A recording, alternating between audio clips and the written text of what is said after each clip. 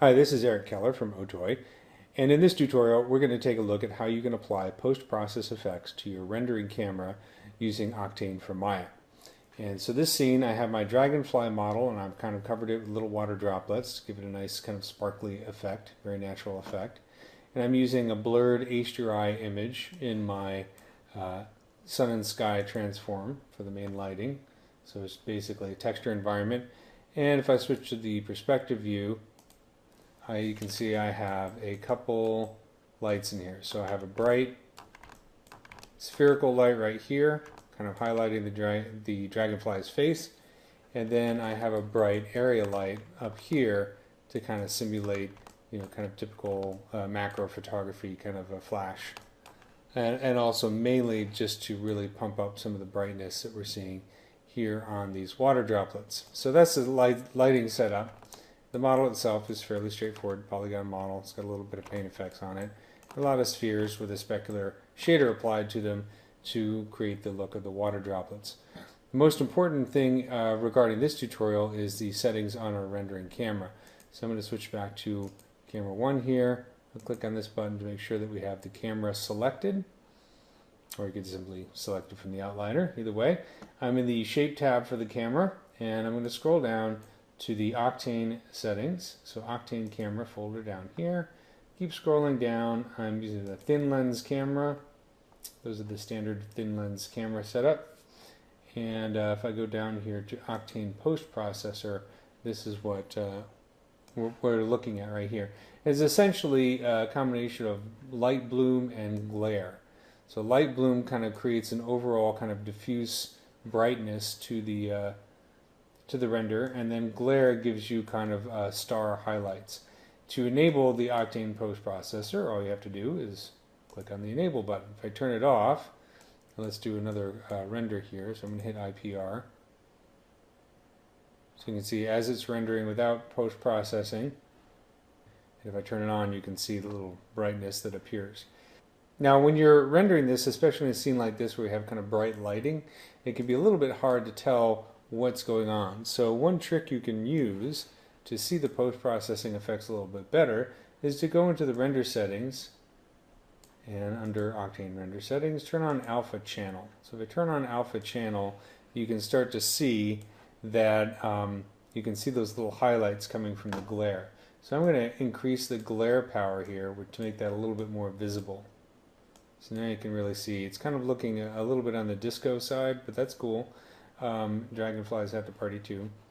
So this is with the alpha channel. The one thing I want to point out, whenever you're using the alpha channel or looking at it in the preview render, you can see that the edges look very aliased and not very good.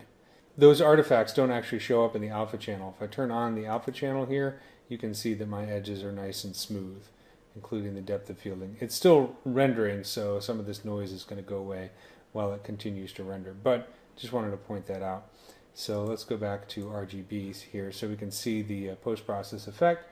And now we can kind of play with some of these settings here. So for instance, if I increase the ray count, I get more rays on my glare. Let's lower the bloom for a moment. So we can see mostly just the glare. Pull that down just a little bit. And if I bring it down to a low value, or even like 1, I'll get kind of like just a single glare. And then of course you can rotate that glare direction. You can see that glare kind of moving around. Let's pump it up a little bit more. One thing I could do to make this more obvious, let's go to my light here, and I'm going to kind of brighten this up a bit. Let's set this to 600. So now I can see it's too bright, but now we can really see the post-process effect is coming through. So again, let's select our camera. Go back down here. We can obviously the glare angle, you can see we can rotate that around. We can change the number of rays here. There's also a setting for blurring it out, which makes it a bit more like a bloom. We turn off the glare power and turn up the bloom power. The bloom is a bit simpler. It's kind of like an overall glow, and there aren't as many settings for that. And of course you can use both of them together if you want. So one of the more interesting settings down here is the spectral intensity and the spectral shift. So I'm going to set spectral intensity all the way down to 0. Then those highlights, you can see they become somewhat desaturated. Let's pump up that lighting again.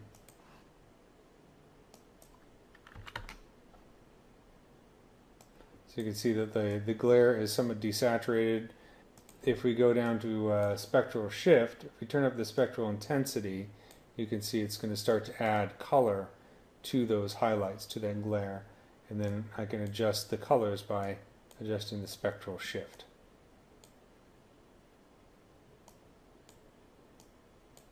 So pretty straightforward. The last thing I want to point out is that you can render out the post-process effects as a separate layer. So you could use it in compositing, so that way you can control the overall strength of it after the render. Especially useful if you're doing animations. So I'm going to turn off alpha channel so we can bring the environment back in. And I'm going to go into the render settings and go down here all the way to the bottom. Under render passes, I'm going to turn on post-processing in the post-processing section. And we can choose to include environment as well. Let's turn it off just for the moment. And then I'm going to set the preview pass to, there we go, post-processing. So this is what the post-process pass will look like. So it's kind of blurred out. You can see those highlights are very bright. But we could render this out as a separate pass and then use Nuke or After Effects or Photoshop to composite it onto our original. And that way we can control the strength of this a little bit more after the final render. So that's some of the basics of using post-processing effects using the Octane rendering plugin for Maya.